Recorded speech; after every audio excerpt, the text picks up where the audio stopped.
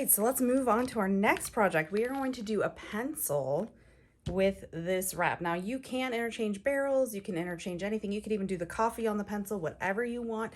They're all universal, so they're super, super easy. So we're gonna slide out the back. And again, this pencil is from Maker Flow as well. We're going to take out this lovely little pencil, take it out of the wrapping. We're gonna follow the same process. We're gonna unscrew the bottom of that pen, slide off the barrel, and set this aside. Now we're going to take our wrap, and you guys can decide which way you want this to go. I'm looking at it and I think I'm gonna put the glitter at the top. So I am going to peel this back, and we're gonna do it the same way we did, where we peel back half, like that, and gently fold it just to keep it straight. And then line it up with your pen barrel. There we go.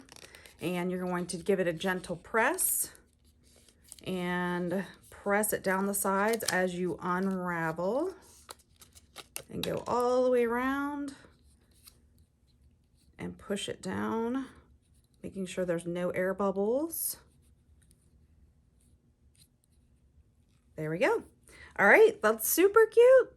Again, this one's from Midnight Serenity as well. And let's go ahead and seal it. All right, so I'm gonna put a finger cot on over my glove again, just to keep my gloves clean. We're going to go ahead and put this back onto the Stylish Dragon tool here, so that's nice and snug. There's a little rubber band here that kind of helps hold it in place. So just make sure that you snap it up against that rubber band.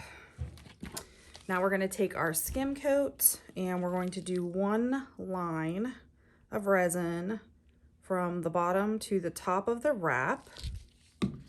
And using our finger cot, we're going to spread it around. And you want this to be a paper thin coat. So just move from the bottom to the top until you feel like it has nice even coverage. The less you use, the better, because you want it to be nice and thin, almost like a paper thin coat of paint.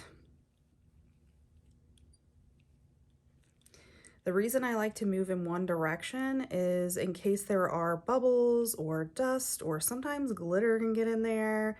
You want to be able to push it to the top and then use different parts of your finger cot to continue, because those clean parts of your finger cot will help it.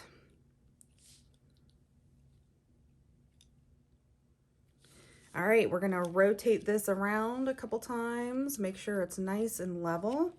And then we are going to go ahead and put it in.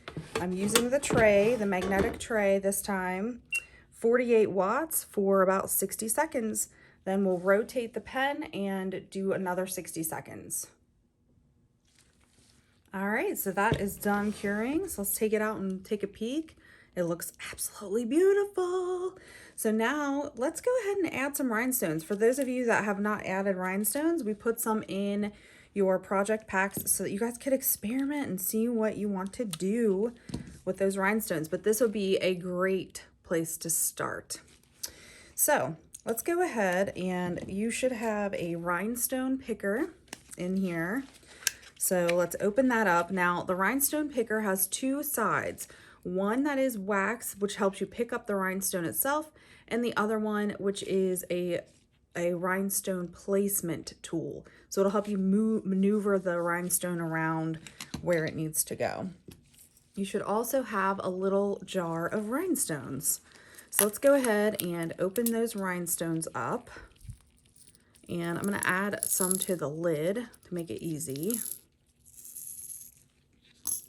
Now, some of you might have little rhinestone trays, which are great. But if you don't, you can use the lid, that's fine.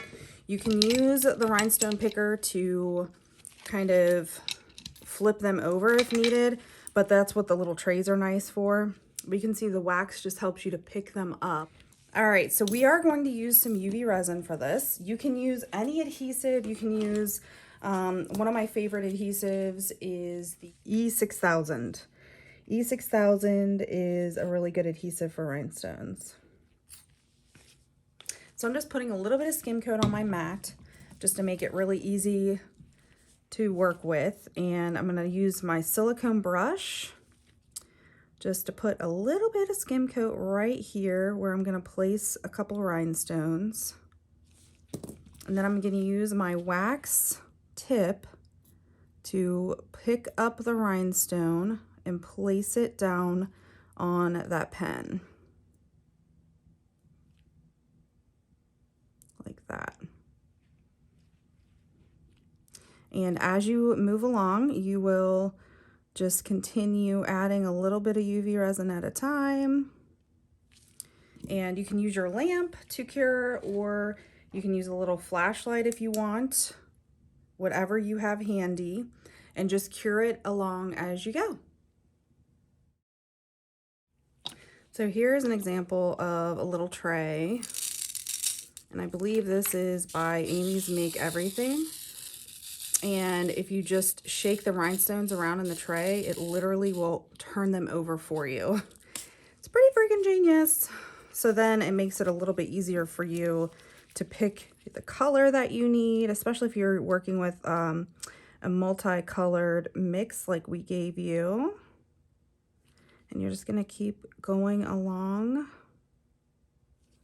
and placing those rhinestones. I'm gonna put a couple different colors in too.